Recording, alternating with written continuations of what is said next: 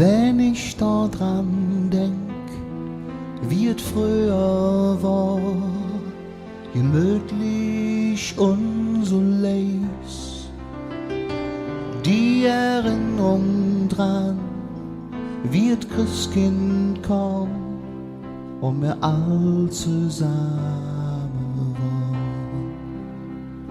Wir hatten all nicht viel, und alles war zu dürr, doch zusammen waren wir stark. Denn die Familie hält in der Hille zick, wie ein Hus stehen im Sturm.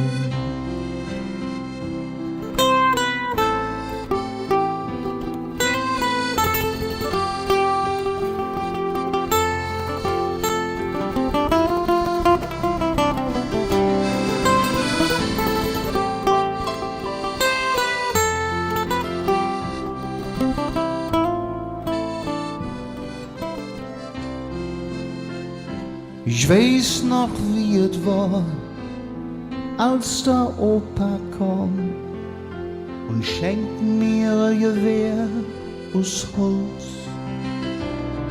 Ich dachte mir dann, pass auf, ich beschütze euch alle vor dem, was kütt und ist unbestimmt.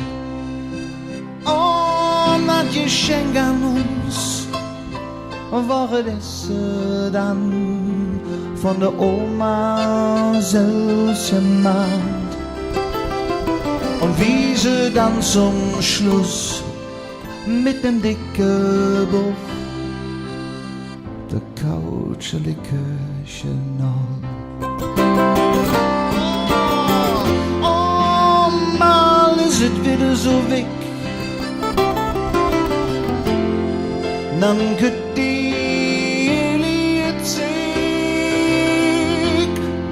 ich erinnere mich wieder daran, wie es früher einmal war, als wir all zusammen